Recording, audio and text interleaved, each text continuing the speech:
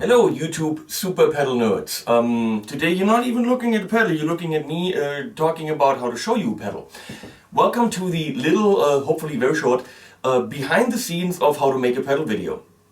You might think it's as easy as, hook up the pedal, point your camera at an amp. But the reason you're here is because I don't do that. And you never know what is the quality of the camera, and you hear the room sound, you hear the guitar stringing.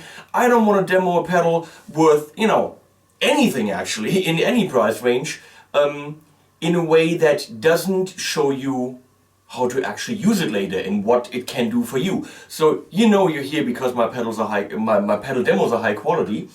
But let me show you how the channel and my work has evolved throughout the last year. Always trying to get you better videos, higher quality, better video and audio quality.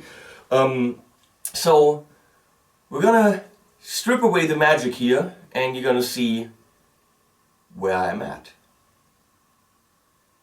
Okay, by now the green screen should be dead. So you see a green screen. So I've actually sacrificed a whole room which used to be my teaching room for the videos, for jams and the pedal videos. So let me show you around. What's going on here is, this is the room. You see, this is where I used to teach. Now it's the staging area with loads of stuff.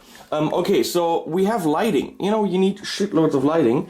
And there's also more lighting right here, in case you need that. That is my ugly mug on the wall. Okay, and in order for the room to be not so reverberant, so you actually hear my voice nice and clear, we actually put up a lot of foam so that I don't need a clip-on mic. And you can actually hear me clearly through this blueberry. Very, very nice microphone. But it's actually right above my head, so you can't see it. And with the foam, you can actually hear my voice clearly. So here's what I see. I see a TV, which is mirroring my laptop, which is showing me information or notes or tabs, whatever I need to explain. There's a cheat sheet about the milliseconds on the demo, on the delays, which I will demo in a few minutes.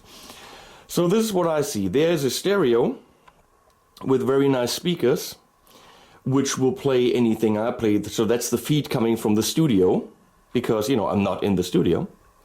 Okay, and then you can see my green screen plate. So, this is where I park one or two guitars. This is the guitar I'll be using for the next video. And here's a pedal I use as, my distortion, because I'm showing the delays. So that doesn't have to be in the video. That's just, at my feet. The nice Moval Mrs. Distortion. And here we are at my pedal testing station. The previous one looked like this. Was a little green screen board with a contraption so that the pedals would actually always be in the same position, and a thing on top that let me put up the tripod in the right position. Now this is too small now and had some problems, so I built this puppy. Well, first of all, the whole thing is green, so if it ever showed up in the video, I could green screen it if I wanted to. So you can see there is lighting, which is very important. There's a very nice camera on top now. And I had the problem that I have some green pedals. So with green pedals, you can't use a green screen.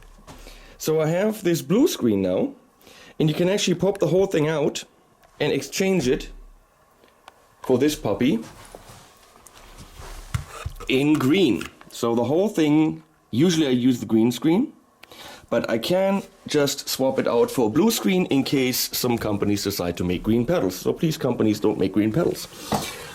And because I'm testing 4 pedals in a bit, I have to have the camera in the middle, which I realized yesterday, because usually the pedal is in this, bracket here. Very nice and stable, so I don't turn it when I'm fiddling with it. But the problem now is, this is a lot of pedals that I need to show at the same time, so the camera needed to be centered. So here's what I did. Let me take this down. Oopsie. I actually had to make this movable. See? So if I have one pedal, the camera is centered over the one pedal. If I have several pedals, I can actually, move this over. That's why that's not green yet. And there we go. With this gorilla part, the camera is absolutely centered above those 3 pedals. Let me see if that is actually the case. But you can see all 4 pedals nicely centered. That is what we want. That's what we're going to film in a bit. Okay, there we have a power supply, which starting next week will be replaced with the Carl Martin Pro Power, because Carl Martin is going to send me some nice stuff. I'm getting a Plexitone, a Pro Power, so I can replace this one, and I'm also getting a Headroom, which is a very cool spring reverb, and you're gonna get a review of this very soon. So this is going, you know, chained through here, and with the more pedals I've got the little connectors. It is going into, don't be scared, a Line 6 relay guitar transmission thingy, which is actually cleaner and better than running, oh, they're on, than running into the other room with cables, because we have a little bit of traveling into the studio.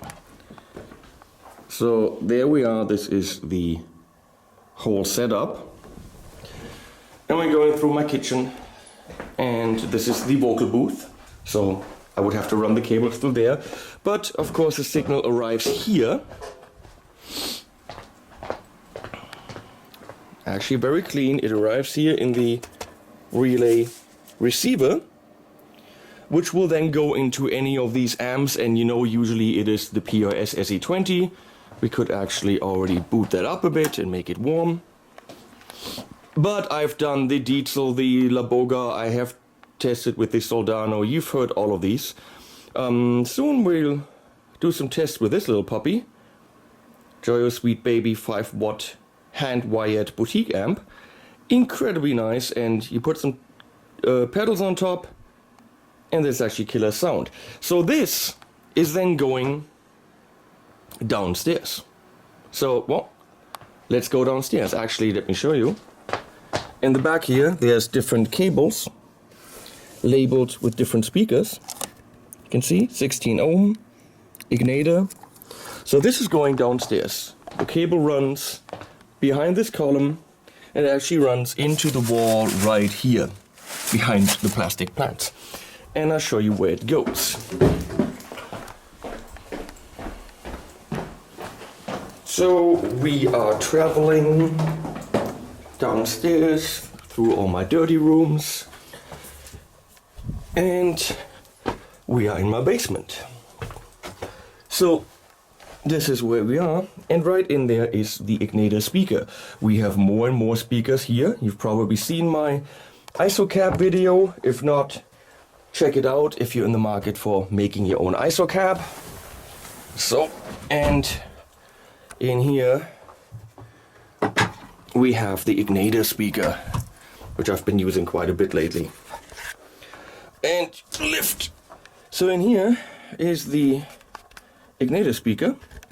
As you can see, that is mic'd right now, as I always say, with an SM57 and the Marshall MXL, kind of almost at the same distance, and weighted it down a little bit with a paint bucket, and you know, no room coloration, nothing going on. There's a second speaker in here, but it's very clearly separated with a wall. So we close this up and see where those cables go. Well, actually, the cables are going into this high quality Klotz stage box, which is running back into the studio. So back in the studio now, of course, the stage box is coming out there and running into this patch bay, where I can see the speakers right here, and all I have to do is patch them. So I will patch those 2 microphones to 4 and 3, which arrives at this Universal Audio 4710D preamp. I always have this set to solid state. Okay, so no tube warmth from the preamp comes in. and this is going straight digital because it's got an AD converter into the RME Fireface 800. So you can see that this is a very, very clean signal chain. It seems very long, but the sound speaks for itself. So we've come a long way from using a little camera like this, which always looked nice, you know, to using several video cameras and going away from this place, which you probably remember, to the video room where everything is already set up, so doing a pedal video is, you know, a no-brainer. So now I will actually do a pedal video for you. What do you think? What do you think? Are we doing a pedal video? I think we should. We're going to look at the more delays, 4 of them. So we're going to actually compare them. No playing two backing tracks, I don't think that's necessary. We're going to look at the different features so you can make an educated buying decision using my brand new blue screen pedal contraption. See you there.